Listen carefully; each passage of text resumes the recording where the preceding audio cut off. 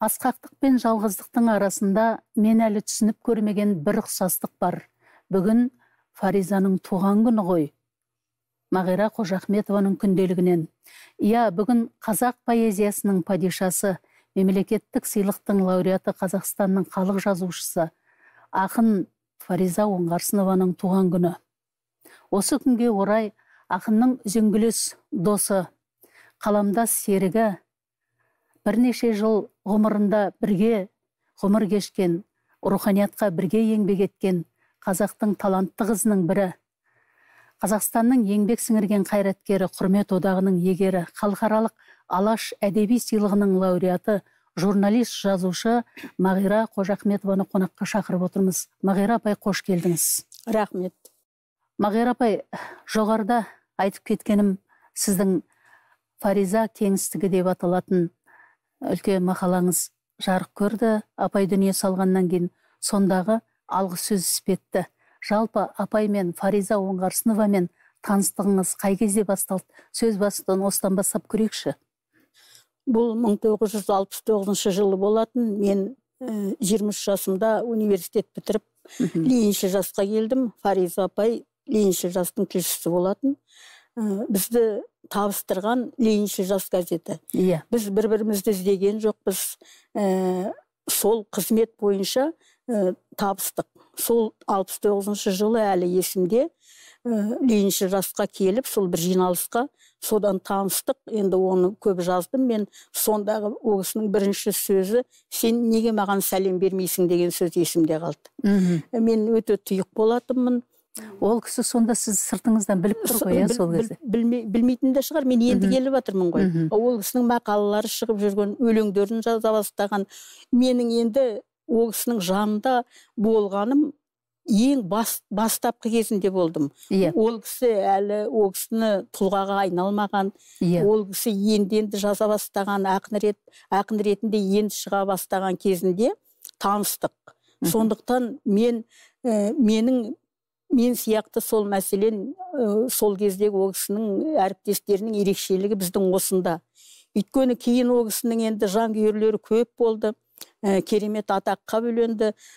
Сонда мен сол ленинші жас табыстырған тағдырға өзім өте ризамын. Және мен ол кісіні бір пәленде өлеңін оқып, соншалықты ғашық болған жоқпын өлеңдеріне. Мені таңғалдырған ол кісінің болмысы болатын. Жалпы адам ретіндегі, өйткені алғаш танысқаннан ленинші жасқа келген сайын мені жанына ертіп жүреді. Жігіттер ғашық ол кісіге. Сонда кейбір жігіттер ресторанға шақырады жиі-жиі. Осы Әнес Сараев бар, басқа жігіттер бар. Сонда ресторанға шақырған сайын іздеп барып, содан танысып кеттік та. Солай басталды. Және менің әсер еткені маған сонша, мынау орталық магазинге ертіп барып маған, мен саған не алып берейін, сен не қалайсың, соның бәрін алып берем мен саған деп, бір екеуміздің солай жүрген кезіміз сол маған қатты әсер етті. Одан кейін сол Қазақстан пионеріне редактор болғанда қарсы алдық аэропорттан өзіміз.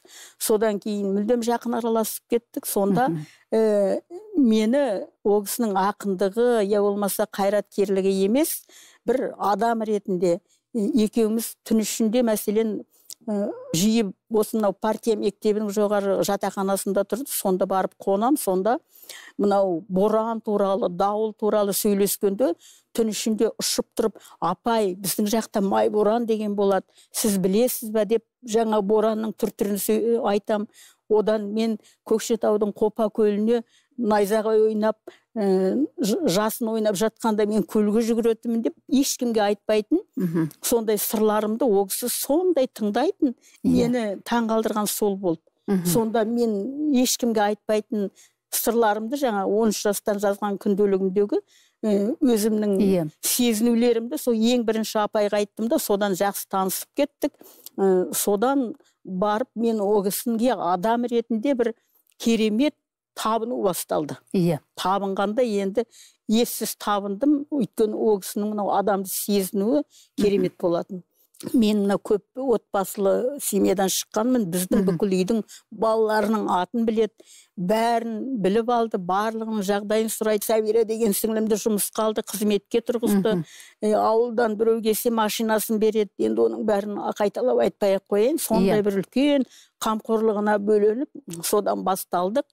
Енді ол кісінің жаңағы бүкіл мінезін сол кезден білдім да. Мен ол кісінің, менің ерекшелігім жалпы ол кісінің сіңлісі ретінде, серігі ретінде білетінім, ешкім танымай тұрған кездегі сол араласқаным-ау деп ойлаймын. Ол жалғыз мен емес, Мереке, Мейірхан, Мәди Айымбетова әсіресе, Абылай деген жігіт, Сарадос Ниязова, Гүлсім Мұқышева, Алмамбетова, солар барлығы осындай кезде біз таныдық. Ол кісінің содан басталды біздің. Мағира апай, жаңа айтып отырсыз ғой, мен ешкім білмеген кезінде, тұлға болмаған кезінде таныстым деп ол кісімен.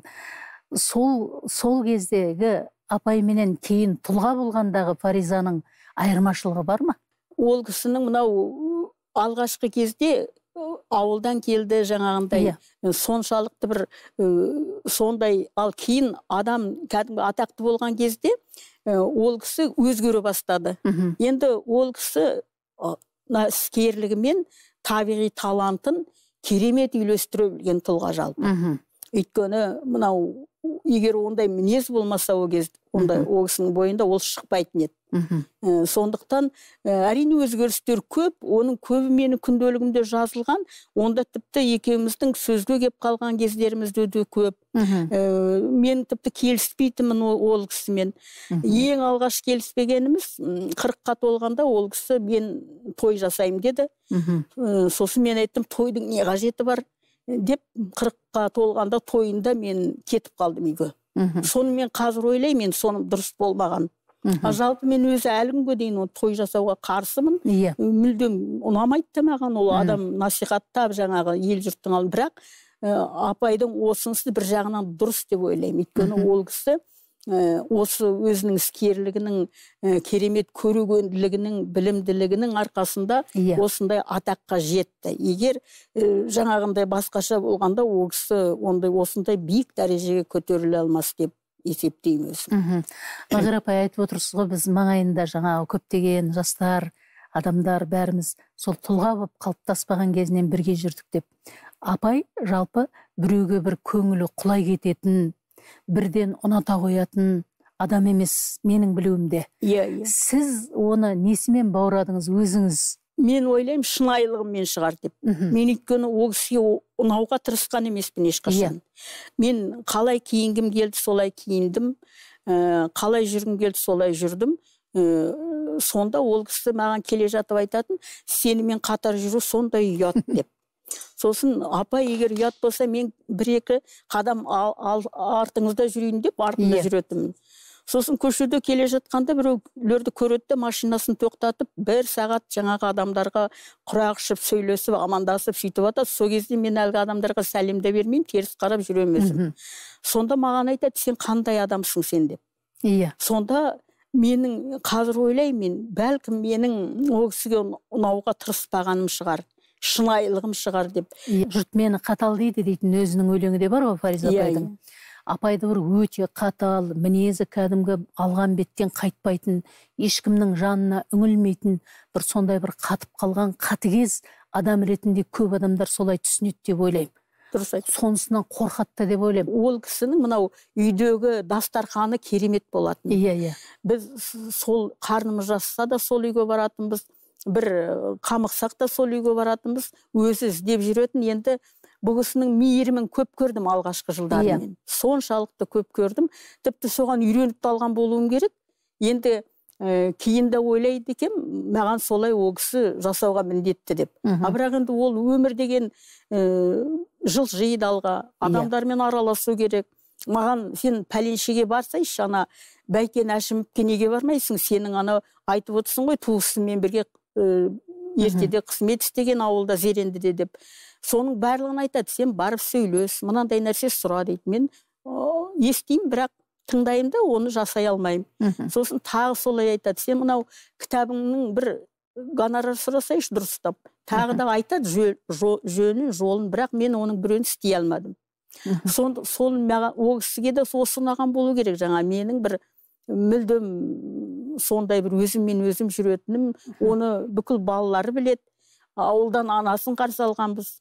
Алмагүлден бастап мынау Алмасқа дейін, Алмасты баққан мен. Алмастың өзі айтады, менің күтушісі болған. Өйткені қолынан жетектеп алып, мына достықтың бойындағы жаңа өзеннің бойымен оны мен қыдыртатымын. Аспанға қараш Алмас, мына жапыраққа қараш, мынау айналаңа қараш деп мен кәдімгі мүлдем басқа бір әлемге оны жетелейтімін. Ол соны ұмытпайды кішкентай кезінен. Жалғыз Алмас емес, оның Асқар кәдімгі әкесі. Оны да мен баққам жас кезінде. Жетелеп кәдімгідей осында, осы Алматыда талай қыдыртқам. Енді анасынан бастап осы балаларға дейін өте жақсы араластық. Жалғыз ағасыға айтқанда Мереке екеуміз алып бардық балаларды. Енді жақын араластық ертеде. Мағира апай, айта кетейікші, көрермен, мыңдаған көрермен көреді біздің хабарымызда. Фариза апай жалғыз Қарахан басын қамтамасыз етіп, Қарахан басының атағы абырой үшін өмір сүрген жоқ екенін сізбен біз жақсы білеміз. Неше бала болды қолында апайдың? Ол кісінің бүкіл ағасының 7-8 баласының бәрі болды ғой. Иә, соны апай бір өзі бақты. Бір өзі бақты. Апасының балалары болды. Фазила деген. Басқа тағы бауырларының баласы болды. Бәрі сол үйде. Біз жаңағы кейде мен барып қонам, сонда бір бөлмеде бір 10 шақты, 15 шақты жатамыз қатар-қатар. Сонда бір күні аудармашысы Татьяна Фроловская келіп, шошып кетті да. Бәріміз қылтиып тұрып жатырмыз да төсектен жаңа таңертең. Сонда как это возможно? Столько вас, сколько вас деп таң қалған. Неше бөлме еді апайдың үй сонда? 2 бөлме болған үй болды. Сонда 10 шақты адам бар. 10 шақты адам. Біз сонда сол үйден шықпаймыз әйтеуір. Сол балалардың бәрі келеді, ауылдың балалары келеді. Үйінде тамағы пісіп жатады таңертеңнен бастап. Таңертең 5-тен бастап тамақ істейді. Тамақ істейді, және қандай тамақ істейді. Сосын барған жерінен де соны күтетін ол кісі. Ол кісінің мынау талғампаздығы деген, мынау адамдарды тойғызып жіберетін әйтеуір үйіне келген. Кім болса да. Ол кісі енді әлгі қатыгездігі енді айтады ғой адамдар, қатал. Әрине ол да болды. Оның жанына жақындау мүмкін емес кейде. Мен қатты түсінетімін. Кейде мен оның жанында қонам ғой, бір бөлмеде жатамыз. Сонда біз сағаттап сөйлеспейміз. Ол да ұйықтамайды, мен де ұйықтамаймын, не ұйықтаймыз, бірақ сонда сондай бір менің әлі есімде қазір таңғаламын мен. Сонда біз сезінетінбіз, түйсінетінбіз. Содан кейін үнсіз кете беретінбіз таңертең тұрып. Ондай да болды. Ал кейде таң атқанша, жаңағы айтып отырмын ғой, жел ме, нөсер ме, ауа ма, соларды сипаттап жаңағындай сөйлесетінбіз. Сондай бір ғажап. Апай туралы мына сіздің естелігіңізде кішкене сол күнделігіңізден бір үзінді беріпсіз. Сол үзіндіге қарап отырсам, апай сіздің бір зерттеу нысаныңыз болған сияқты маған. Соны дұрыс байқағансыз, мен айтып отырмын ғой, мен идеал жасадым апайдан. Маған соншалықты идеал болды, менің құдайым деп есептедім мен жас кезімде. Өйткені білмеймін, әлі де таңғала мен қалай құладым апайға. Сондай жақсы көрдім. Соншалықты ол кісінің жаңағы маған айтқан әрбір сөзіне керемет маған күш қуат беретін. Менің жалпы өмірімде, тағдырымда сүрінген кезімде не бір жауыздықты көргенде, не бір опасыздықты көргенде бәрін біледі ол кісі. Ол барлық менің сырымды, бүкіл құпиямды біледі.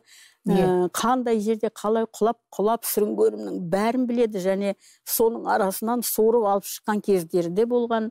Сондықтан ол кісінің енді мынау мен идеал жасағаным рас, ал бірақ кейінгі жылдары келіспей қалатынбыз. Содан кейін мен қазір ойлаймын ғой, енді қазір ойлап отырсам, мен ол кісінің көзін сағынатынмын алғаш көргендегі. Алғаш көргендегі Фаризаның көздері, Фаризаның жаңағындай фактурасы, түрі бір ғажап маған, мені бір басқа планетаға алып кеткен. Енді кейін соны мен өзіме айтқанда шошып кетті да, бір рет. Мен дедім, сіз білесіз, мен сізді сағынамын, мен сіздің көзіңізді сағынам дегенде, ол кісінің өзі шошып кеткен. Сонда бұлайша қатты сөйлейтін апам, сондайда үндемей қалатын жуас. Мен сізді сағынам, баяғы Фариза жоқ деп, сол да бәлкім ұнаған шығар ол кісіге, өйткені мен енді өтірік айтқан жоқпын ғой ол кісіге. Жалпы менің Фариза апама қатысты бүкіл тірлігім табыну мен түңілудің арасында өтті. Бірақ менің анам жақсы көретін ол кісіні. Менің анама сәлем беріп барды, депутат болып тұрғанда, арнайы барды. Сонда кейін аудандық комитеттің, партия комитетінің қатысысы таң қалды, неге бізге келмей, қайдағы ауылға барады. Ол кім, Қожа Ахметовтер деген кім деп. Осы елге барып, менің анам керемет, ана Бурабайға барғанда іздеп баратын апамды курортқа. Сонда өзі де менің анама осы мен ауылға кеткен сайын керемет сый-сияпатын жаңағы дорбалап, қолтырып, салып, сәлемдеме беріп жіберіп жатыр. Неше түрлі шайы бар, неше түрлі кәмпиті бар, жаңағындай қамзолдары бар, шапандары бар, соның барлығын беріп жіберетін менің анама. Мағира апай, сіз жас күнінде апайдың өндіртіп жазып жүрген уақытында, үлкен ақындықтың айдынында құлаш сермеп жүрген уақытында қасында болдыңыз. Өлең жазған сәтін білесіз ба сіз? Мінекей мынадай өлең жаздым деп ол кісі айтатын бет, қандай күйде болатын еді? Ол кісі көп еңбектенетін жалпы. Түнде жазатын, сосын өлеңін оқитын кейде. Сосын өте көп ізденетін. Мынау бүкіл әлемдік поэзияда, Пабло Неруда, тағы жаңағындай әлгі Роберт Бернс, солардың барлығының өмірін зерттеп, жаңағындай соларды қатты зерттейтін. Содан кейін ол кісінің бір әдеті, өзі жаңа өлеңдер жазғанда, кейде бір кітабын дайындағанда, Асқар Сүлейменовпен мені шақырып алатында, өзі дастархан жаят, одан жаңағы кітабының композициясын біз талдаймыз. Сонда талдап, сонда әрбір өлеңін оқып, мына өлеңнің кемшілігі қандай, мына өлеңге не жетпей тұр деп, солай бізді кәдімгідей үшеуміз отырып, талай өлеңдерін талдағанымыз, талдатқан өзі. Сосын ол кісі мақтағанды ұнатпайды. Сендер жаңағы дұрыс айтыңдар, маған мақтаудың қажеті жоқ деп, сол кезде біз айтамыз, мынау бір артық сияқты апай, мынау дұрыс деп, сол кезде кәдімгі сынды жақсы қабылдайды. Өкінішке орай қазіргі қаламгерлер, қалам ұстаған жастардың көбі мақтау тілеп тұрады ғой. Мысалы, бір өлеңін болмаса әнін ұсынады, оған бір сын айтсаң сенімен жауығады.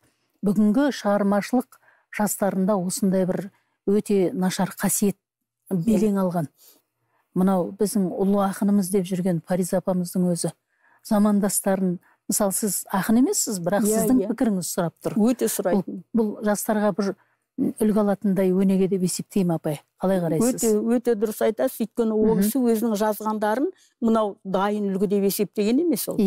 Ол кез келген дүниесіне өзі міндетті түрде пікірін сұрайтын. Біздің айналасындағы осы бұл кісінің бір ғажап ерекшелігі айналасына осы бір жинап алды өзі. Әлде біз жиналып қалдық па, әлде өзі жинады ма, қазір есімде жоқ, бірақ біз осы бір топ қыз жігіттер жанында жүрдік. Бұл кісінің басқа ақындардан ерекшелігі бұл кісіде орта болды. Және бертінде мен ол кісіге былай деп айттым, ұятта болса айтайын, апай, біз сізді ұлы ақын жасадық дедім да. Сосын ойланып қалды. Мына Мереке бар, Мейірхан бар, Мәди Айымбетов бар, Абылай бар. Біз сізді жасадық. Сіз осыны мойындайсыз ба дедім. Содан кейін былай қарады да ойланып, ештеңе деген жоқ.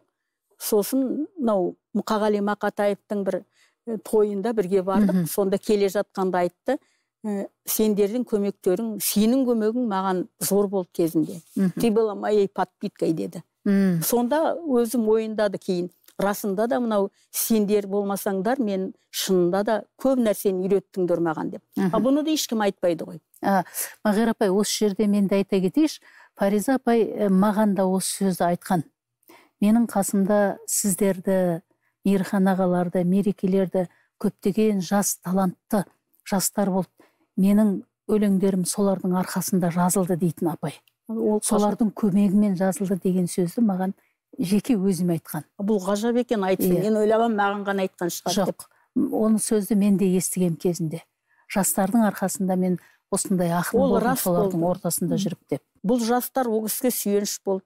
демеу болды. Иә. Біз кез келген жағдайда ол кісінің дастарханында отыратынбыз. Үйіне қандай ұл адам келсе де, қандай магнаттар келсе де, қандай байлар келсе де, біз отыратынбыз. Сонда біз ұялмай, қызармай, сағаттап тос айтамыз және. Сон қазір ойлаймын, біздікі не де, менікі не деген көргенсіздік болған. Әбіш ағаның алдында, тағы басқа мықтылардың алдында мен сағаттап жаңағы Фариза апайды айтам, Әбіш ағай туралы айтам, тебіреніп, толғанып. Енді тіпті Фаризаның атынан кейбіреулерге мен пікір жазып бергенім бар. Ондай жағдайда болды. Сосын біреулер алғы сөз жазып берсе ғой апай деп, сонда өзіне айтып, апай ана бір үлкен кісі екен, бір кітабына бір алғы сөз сіздің атыңыздан жазайын ба дейді. Жарайды, жаза берді. Тіпті сондай да жағдайлар болды. Өйткені апайдың пікірі сіздің пікіріңізбен үйлесті ғой. Сіздің дүние танымыңызбен үйлесті. Жаңа өзіңіз айттыңыз ғой, менің сол шынайы болмысымды жақсы көрген шығар. Одан кейін мені подпиткі болдыңдар деп жаңағы айтты дедіңіздер. Сіздерден үлкен құнар қорек алған ғой. Сөйте жүріп, апай сізге күнделігіңізде жазасыз, көп маған ұрсатын деп. Көп ұрысқаны расында да көп ұрсатын. Сосын маған қатты сөздер айтатын. Сен жүр осылай, бейшара болып, шегін шектеп, оны қатты сөзбен айтады жаңағы. Осылай жүр сен. Маған қазір керек атақ. Сен ойлайсың ғой, өлгеннен кейін маған бәрін жасайды деп. Маған өлгеннен кейін ештеңе қажет емес. Мен тірі кезімде бәрін алам дейтін. Сол сөзі керемет сөз, енді ойлап отырсам. Шынында да ол тірі кезінде бәрін алды, тірі кезінде бәрін жасады, тірі кезінде бүкіл әкім қараларды, қатшыларды жүгіртіп қойды алдында. Өзінің талантымен, өзінің еңбегімен, табиғилығымен және. Ол оған тіпті тырысқан да жоқ өзі. Сосын мынау қандай бір мықтымын деп келемді кейде. Сонда кейде апайдың мысы басып кетеді. Сосын мысы басқан кезде ештеңе дей алмайсың оған. Сол мысы басқанда жаңағы айтып отырмын ғой, үндемей, бәлен түн жанында отырам, жатам, онда мысы басып кететін өте, ол кісінде бір мысы бар. Кез келген адамды бұлай тұқыртып жіберетін. Оны және ол әдейі істемейді.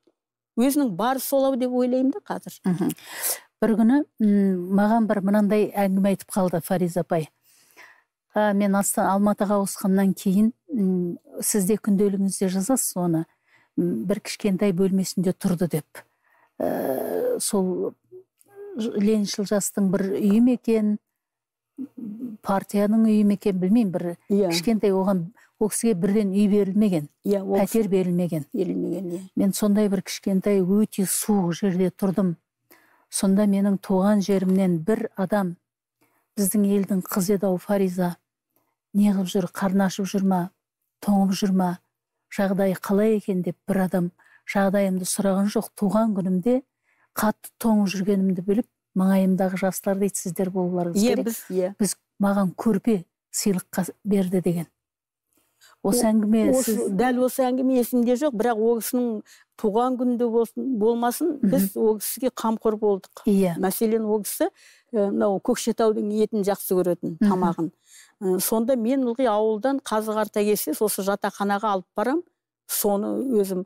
Кейін, үй алғаннан кейін маған хабарласады, сен ет асып қой дейді. Сосын Әбіш аға екеуі келеді. Алмагүл микроауданында тұрдық, сонда келеді, сосын етті жейді, сосын айтады, мынау Мағира етті асып қояды, бірақ жедепті айтпайды, үндемейді.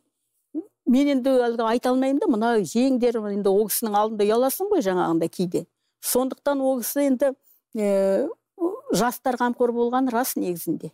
Осы өзінің кейінгілер қамқор болдық. Ол кісінің өзінің толқын емес, ол кісіге көмектескен, демеген, жалпы Фариза Оңғарсынованың қалыптасуына атсалысқан менің толқыным. Мен мәселен 23-те таныстым, ол кісі 30 жаста болды, ең танысқанда. Сонда осы мен құрбылас, мен жасты, менен кейінгі осы нелері, осы мерекелер, осы жастар жалау болды жанына. Мағира апай, мұнан айтайықшы.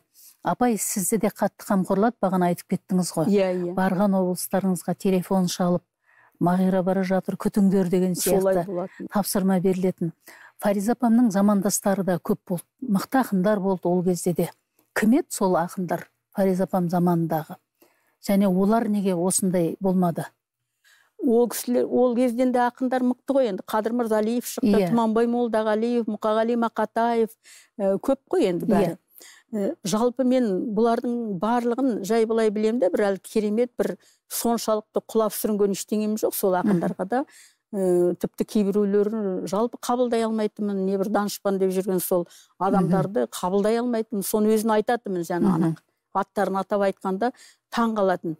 Сосын сол ақындардың бәрі шықты ғой, бірақ олардан ерекшелігі Фариза апай бұл кісі мынау адамды сезінуі, мынау жалпы халықты тануы, көпшіл болуы. Сосын ұлттық салт дәстүрдің мынау құндылығын өте түсінген адам. Қазақша оқытуы балаларды. Сосын үлкенді сыйлау. Біз ауылдағы адамдарға, әке-шешемізге қалай көмектесіп жатырмыз, соның барлығын бізге ұқтырып отыратын, соны көмектесуі деген бұл үлкен мектеп қой.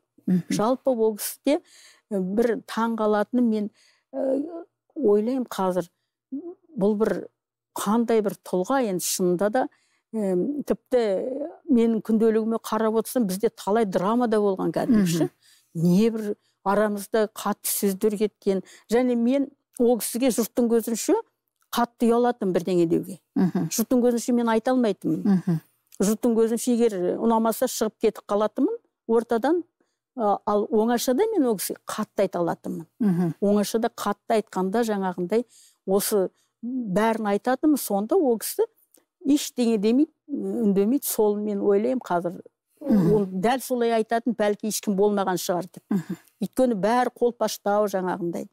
Енді жақсы достары болды, Кәрібай керемет досы болды жаңағындай. Ахметбековтің өте менің ең басты, ең негізгі досым Кәрібай дейтін, өйткені менің үйіне бірінші шақырды деп солай айтатын.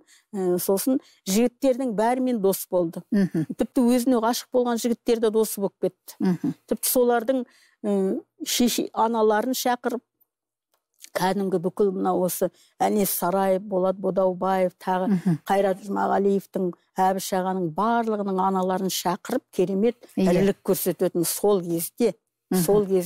Сонда кейбір жігіттеріміздің аналары тіпті өздерінің балаларымен тұра алмағанда, сол жалғыз балаларымен шыдамаған адамдарды білем ғой, мәселен. Өзіңізді білетін шығарсыз, талай мықты деп жүрген жігіттер өздерінің аналарын сыйғыза алмады ғой. Сонда сол аналарын үйіне шақырып керемет үлгі көрсететін. Көңілін көтеріп, керемет сый-сияпатын жасап. Өзінің жолынан жығылмайтын еді ғой, апай. Жаңа айтып кеттіңіз, біраз сол заманғы ақындарды. Аңызға айналған адамдар әрине Тұмағаңда, Қадыр ағамызда қазақ әдебиетіне, қазақ поэзиясына үлкен бір олжа салған тұлғаларымыз ғой. Аңызға айналған адамдардың артында алып қашпа әңгіме де болады. Бүгінгі таңда соны айтсақ артық кетпейміз деп ойлаймын, Мағира апай.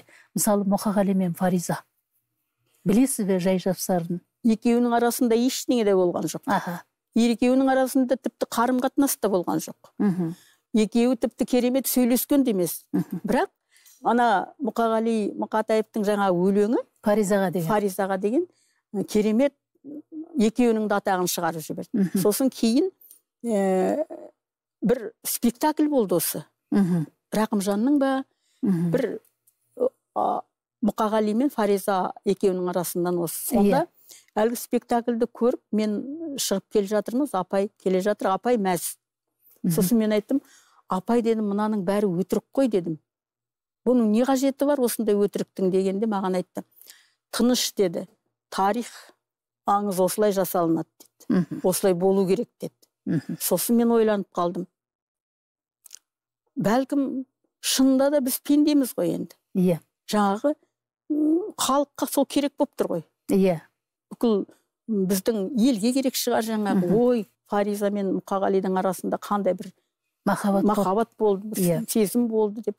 Сол керек шығар деп ойладым мен. Бірақ маған өзіме ұнамайды сондай өтіріктер. Ол сөзден кейін мына Мұқағалидың жаңағы өлеңі қатты әсер етті деп ойлаймын, сондай дүниенің тарауын. Өзі айтатын, менің атағымды шығарды деп. Сосын өзі соған тәубешілік жасағанын есімде менің. Бұл Мұқағалиға рахмет, мына өлеңі менің атағымды шығарды ғой. Бұл Фариза Оңғарсынованың тұлға ретіне қалыптасуына осы бір өлеңнің де әсері болды. Оны өзі біліп кетті және. А бұл оған тұлға ретінде қалыптасуына өте пайдалы, өте бір жақсы жест болды да. Ал бірақ енді екінші жағынан жаңағындай шынайы өмірде оның бәрі басқаша, бірақ өз айтқандай тарих солай жасалынады, мұндай аңыз да керек шығар. Ел не қажет, ел соны алады ғой енді. Сол қолжазбаны сіз оқыдыңыз ба, Мақатаевтың жазған? Қолыңызға ұстап көрген жоқсыз ба? Ұстап көрген жоқпын, маған ол неге екенін білмеймін, бір пәлендей қызығушылық тудырған жоқ сол. Мағайра апай, маған оны айтып отқан себебім, эфир арқылы айта кетейін, Фариза апай өз айтқан, анау жұрттың айтып жүрген Фаризаға дейтін өлеңі, ол толық нұсқасы емес. Ол 40-тан аса шумақ, және ол кітаптың әр жерінде әртүрлі өлең болып жүр деп. Негізі өте ұзақ маған жазған келгенде хаты деген. Ол да мүмкін енді. Мен сол себеп сұрап отырмын. Келді деп айтып жатты, бәрі керемет, шулап жатты, жүгіріп жүрді. Ал бірақ соған мен бір неге екенін білмей, соны сұрамаппын да, қызығушылық та білдірмеппін. Қазір ойлаймын, жалпы көп мәселесіне мен өкінем қазір сұрап алмағаныма. Фаризаның қандай жағдайында да, ашулы күйінде де, ешкімді көргісі келмей түңіліп отырған кезінде де деп жазасыз күнделігіңізде. Жалпы мінезі қандай еді апайдың? Мінезі өте күрделі болатын. Тіпті аяқ астынан кейде барлық жігіттер шақырады, туған күніне келем дейді бүгін. Енді ертеңіне бәрі ресторанға келіп тосып отырады, апай келмейді. Талай рет сондай болды, мәселенші. Сондай жағдайлар болды. Одан жаңа Германиядан келген қонақтарды да көргем, әлгі үйінен қуып шыққан. Сонда бірден айта бастағанда, сен ең алдымен өзіңнің үйіңе шақыр, содан кейін айтарсың сондай сөзді деді де маған. Үндемей отыр деп. Мінезі өте күрделі болатын, бірақ мен ол кісінің шуақ шашқан сәтін көрдім. Көзі керемет өзгеріп кететін. Бұл кісінің бүкіл мен болмысын көзінен танитынмын. Сосын жүзі жадырап кететін, бір нәрсеге қуанғанда, бір нәрсеге жадырағанда. Жалпы бұл кісіні кішкентай балаларды көргенде өзгеріп кететін. Осы маған қатты ұнайды. Мынау қарт адамдарды көргенде, сәбилерді көргенде жібейтін адам, ол нағыз адам деп ойлаймын. Бұл кісінің бойында осы қасиет болды. Қарттарды, қорғансыз сәбилерді керемет жақсы көретін, және бұл кісіні жібітетін солар. Қандай қиын бір сөйлескісі келмей, ешкімді көрмейтін кезде осы Алмас көп көмектесті. Алмасты жіберетінбіз. Сосын маған айтатын қыздар кейде, келсейіз сен апаның, маманың көңіл күйі болмай отыр деп. Сонда мен баратынмын. Тіпті алғашқы жылдары денсаулығы қиын болды, сонда түн ішінде хабарласады. Түн ішінде сонда мен бірінші Алматыда тұрам, үйіне барып, кәдімгі денесін уқалап, кеудесінен бастап табанына дейін уқалап беретінмін Елена апамның. Сонда бір ментол деген жақпамай болды. Соны алақаным аламда бүкіл кеудесін мойнынан бастап аяғына дейін уқалап берем. Соған мен өзім қазір ойлаймын, бұл ода бір қызық нәрсе ғой енді. Кім ондай жасайды? Мүмкін соның барлығы енді қазір ойлаймын, мен оның бәрін басқалар жасай қоймаған болар ау деп ойлаймын. Сондықтан енді бұл кісінің мінезі түрлі-түрлі, өйткені соншалықты сезімтал, соншалықты жаңағы ішкі бұлқыныс, ішкі тебіреніс бола тұра, сондай өзін ұстай білуі, жаңағындай шектен шықпауы, бұл қиын нәрсе ғой. Әділеттілікті жақтау әркез. Оның қажеті жоқ еді деп ойлаймын кейде. Мен кейде ойлаймын, осы тым тәртіпті болудың да қажеті жоқ ау деп. Неге? Өйткені ол тәртіпті болу, шектен шықпау деген адамды өте қиын адамға, әсіресе әйел адамға. Мен бұлай қарап отырсам, неғұрлым мынау қыдыратын әйелдер, неғұрлым жаңағы сондай жеңілтек әйелдер, тіпті сол тағдырлар солардың дұрыс болады екен да негізі. Бұлай сезіммен өмір сүретін ондай адамдарға өте қиын. Фариза апай осы сол шынайы сезім болған күнде де соны өмір бақи тежеп, сол неден шектен шықпады да. Мен ойлайдым кейде, шіркін-ай, кішкене жаңағындай бір әрекеттерге, бір сезімге беріліп, кейде бір солайда керек ау деп ойлаймын. Мүмкін кең тыныстар ашылар ма еді, басқа бір. Апайдың сондай бір жаңағыдай жолдарға түспеуіне сол заман әсер етті деп ойлайсыз ба, апай? Ол заман ғана емес, өзінің табиғатында бір күшлік болып тұр ғой. Иә. Өйткені мынау тұлға болу үшін, елдің адамы болу үшін, адам барлық жағынан үлгі болу керек ау деп. Сол үлгі болғысы келді апамның. Өйткені ол кісі жақсы көре тұра, біреуді ұната тұра, соны жұрттың білмеуін, соны тіпті ешкім білмеуін қалады да. Сосын жаңағы сол бір баяғы әлгі жас кезінде қайтыс болған апаттан сол жігіт сол болды. Одан басқа ештеңе болмағандай солай өтті ғой енді. Солаймын деп. Ал олай болған жоқ, ол кісі кәдімгідей адамдарды жақсы көретін.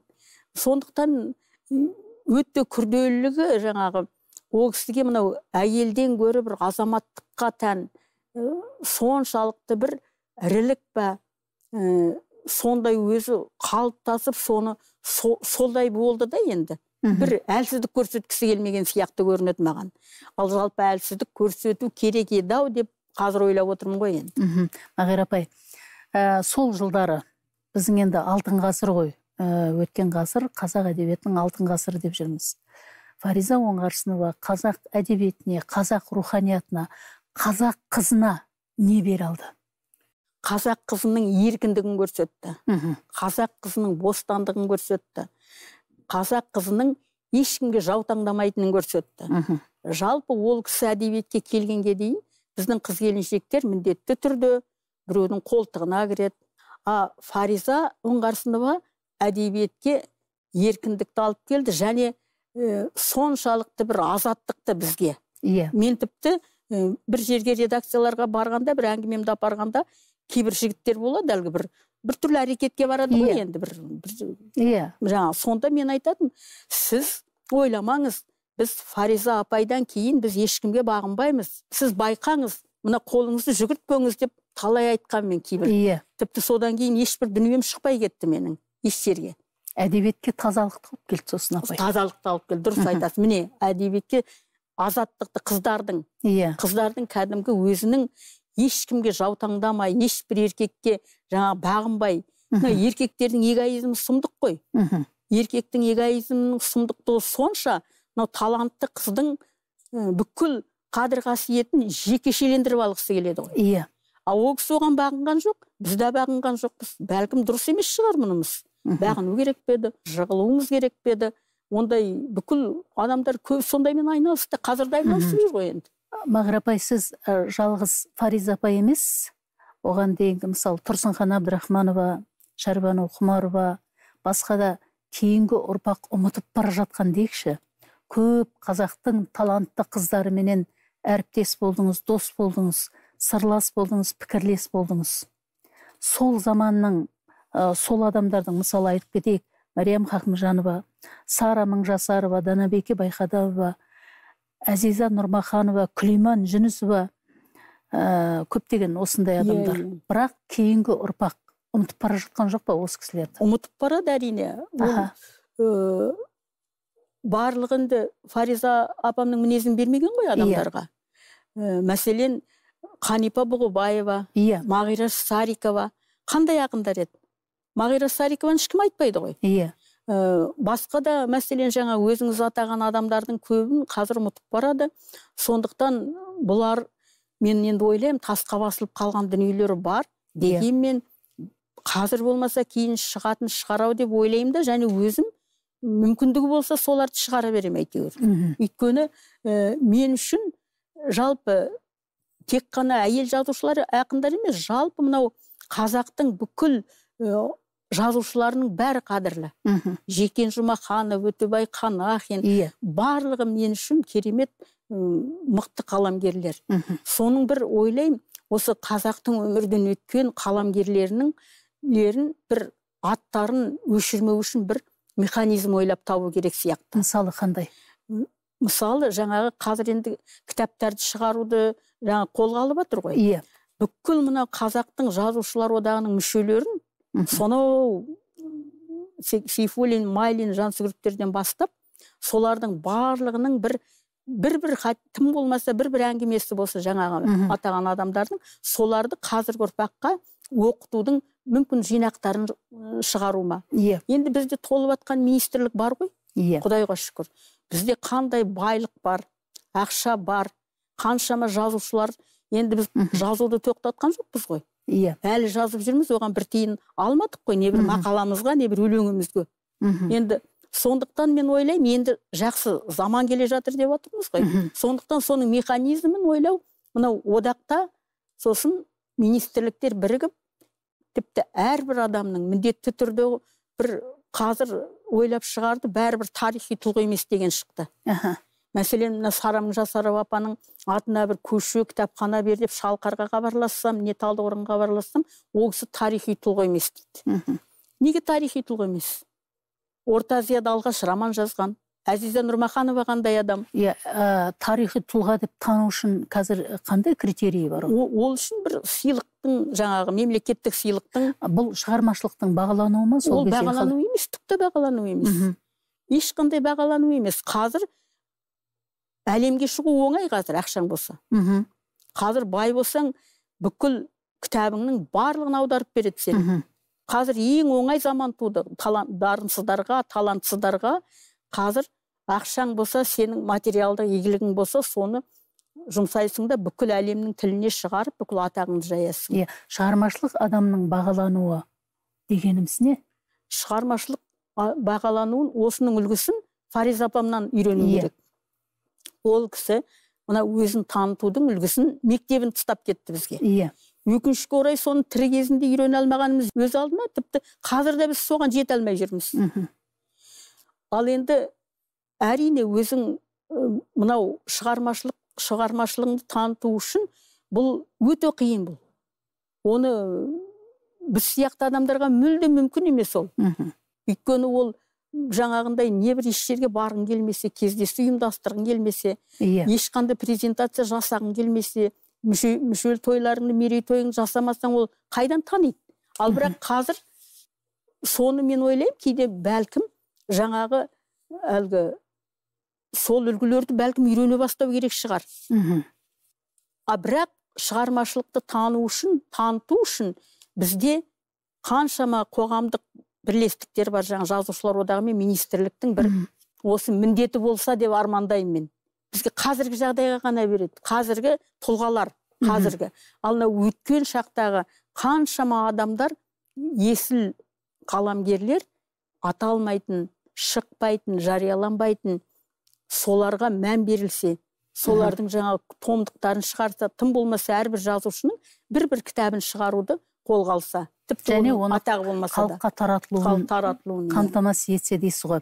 Әрине, өте дұрыс, Мағраш апай, пікіріңіз өте орынды. Десек те, мына бүгінгі сұхбатымыз сіздің Фариза апай туралы мақалаңыздың көлемінде болып жатыр. Сол мақалаңызда өзіңіздің де бір өкінішіңіз бар секілді Фариза апама қатысты. Мен осыны сондай қасымдағы адамды қадірлей алдым ба, алмадым ба деген сияқты. Бұл не өкініш? Бұл өкініш, енді мен өкінетінім, ол кісі кішкене жүре тұруына, тірі жүруіне ықпал етуім керек деген бір ой бар да менде. Тым ерте кетіп қалдау деп. Өкінішке орай соңғы жылдары мен хабарласпадым, кетіп қалдым ешқандай. Соны ойлаймын, сол кезде бір барып сылап сипап берсем жаңағындай, жас кезімдегідей. Жас кезінде қатты қиналып атқанда, кәдімгідей есін жидырып алатым мен. Соны жасамадым ау деп өкінем кішкене. Ал бірақ бұл кісі бақытты адам. Бұл кісі керемет, дарынды адам, және өзін шығарып кеткен, өзіне мәңгілік ескерткіш орнатып кеткен. Сондықтан ол кісі біздің өкінішіміздің оған түк әсері жоқ. Өйткені ол одан биік, мен сияқты адамдардың өкінішінен де биік, азат, мықты. Сондықтан өзім үшін әрине мен өкініш көп, мүмкін басқашалау қарым-қатынас жасау керек пе кейінгі жылдары жаңағындай. Бірақ өмірімде жалпы осынша жыл сондай сырлас болғаныма мен өзім қазір соның бақыт екенін енді түсініп жүрмін. Өйткені күнделіктерімде көп нәрсе жазылған, сондықтан ойлаймын, бұл да бір менің тағдырым ғой енді. Бәрекелді. Мағраш апай, өте ауқымды сұхбат бергеніңізге үлкен рахмет. Әрине Фариза апай туралы әңгіме бір хабармен шектелмейді, бірақ ұрпақ санасында қазақ поэзиясына үлкен олжа салған, қазақтың көрнекті ақыны ретінде, ұлы ақыны ретінде ұрпақтары іздей береді деген ойдамын. Күлкімді, жайлы күнімді, азапты қайғы мұңымды өзіммен бөліскенің үшін, қатеммен жеңістерім үшін, менің мынау қиындау тағдырым болып о баста көріскенің үшін, өлең, мен сені аялап өтем.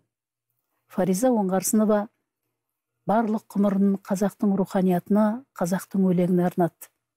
Лайым жүректеріңізде Фариза Оңғарсынованың жырлары жатқай. Саналарыңызда Фариза Оңғарсынованың жасап кеткен ізгі жолы тұрғай. Аман, сау болыңыздар.